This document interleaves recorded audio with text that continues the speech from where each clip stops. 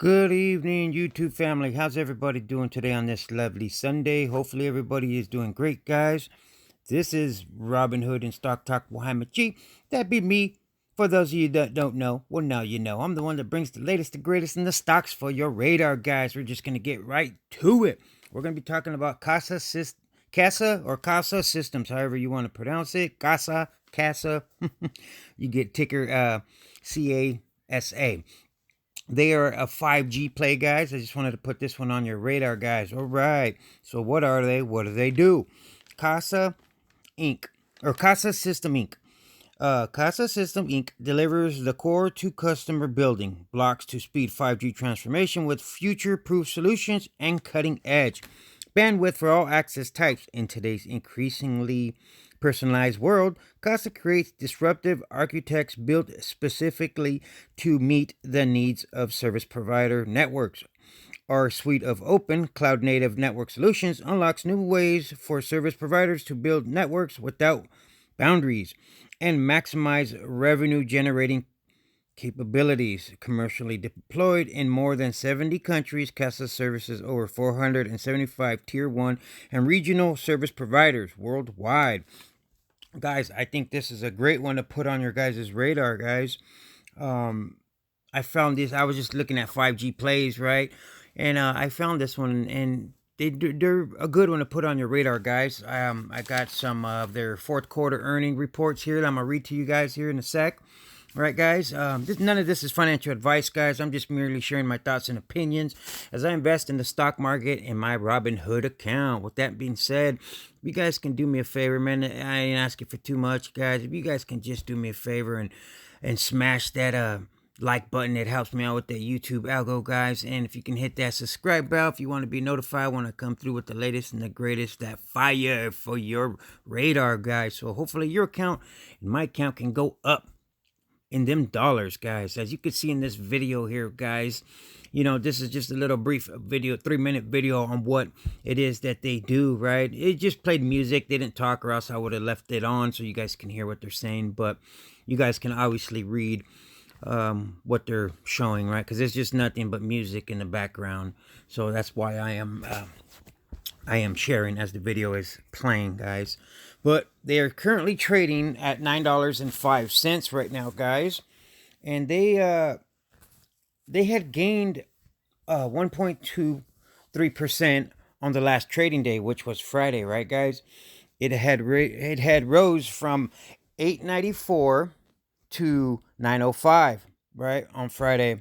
Oh, no, I'm sorry. I'm trying to read my notes here, guys. I apologize. Yeah, it raised from 894 to 905, and it has gained, guys, for 5 days in a row now, right? It fluctuated on Friday 4.77% from the day low of $8.72 to the day high of $9.14. Then it pulled back slightly, guys, and closed out Friday at 905, what they are currently at right now.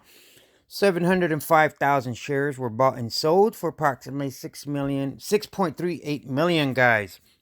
And excuse me, guys, here, let me get out of this video here. You know, guys, so I think this is a great one. You know what I mean? And they're not too expensive right now, right, guys? So, you know, it's within reach. You know, it's not a $200-300 company or trading for that much right now, guys. You know what I mean? So it's still within reach. You know, I picked up 50 shares of it on Friday. Its 52-week high is $13.15, right?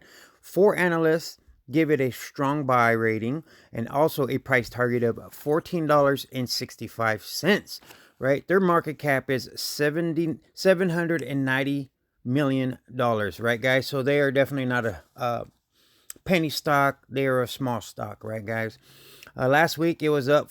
In the last week they were up 19.39%. The last month they were down 5%, guys. That's not too bad, right, guys? Because a lot of other companies were down a lot. You know what I mean? For example, Tesla, you know, was down over 30% in like 2 weeks. You know what I mean? So for it to only be down 5%, that's not too shabby.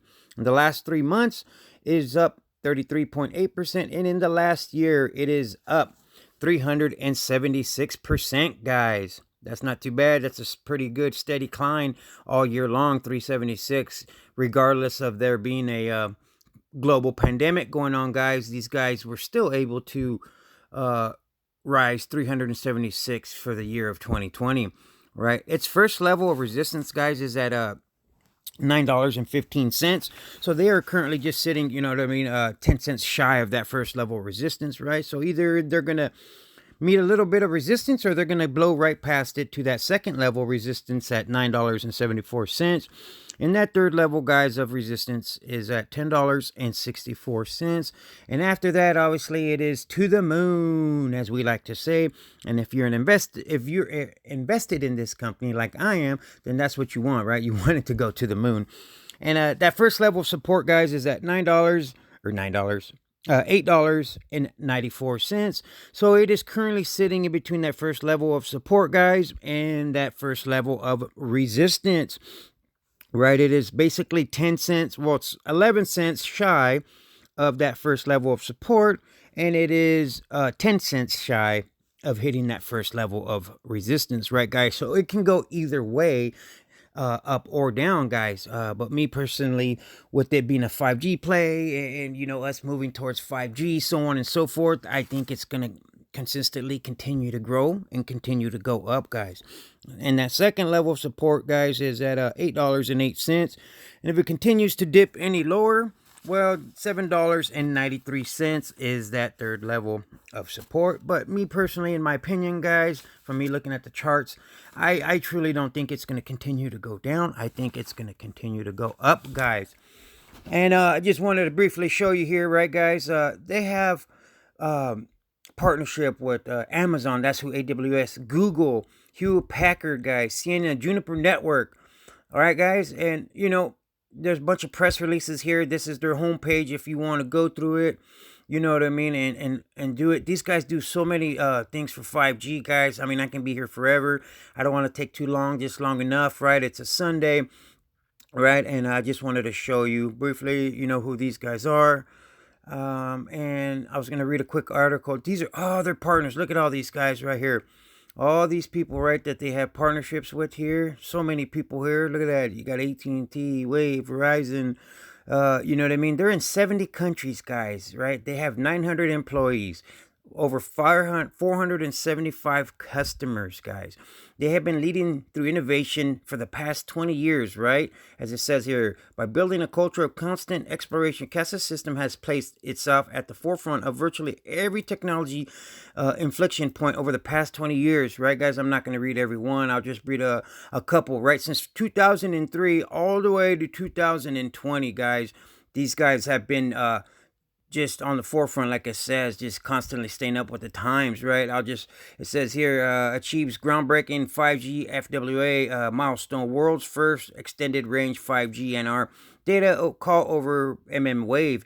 And down here, guys, it says industry awards. These guys, since 2016 to 2019, have consistently every single year gotten awards, right, guys? They've gotten the Broadband World Forum Best New 5G Technology Award, Coombsday Edison Award, Light Reading Leading Lights Finalist Most Innovative, Diamond Technology. You know what I mean? When you do your own research, guys, you can look them up yourself and see, right? I just want to briefly read an article out of Alpha, Seeking Alpha, guys, here for you real quick, and then I will be done. And it says here, Casa Systems, bullish as shift towards wireless services drives growth, right? It says Casa Systems reported its latest quarterly results highlighted by a big beat to revenue and earnings estimates. The company is seeking strong traction in its shift towards wireless access businesses, including 5G specific. Oh, excuse me here, guys. I'm trying to fix the phone here. Let me see here. Yeah, sorry, guys.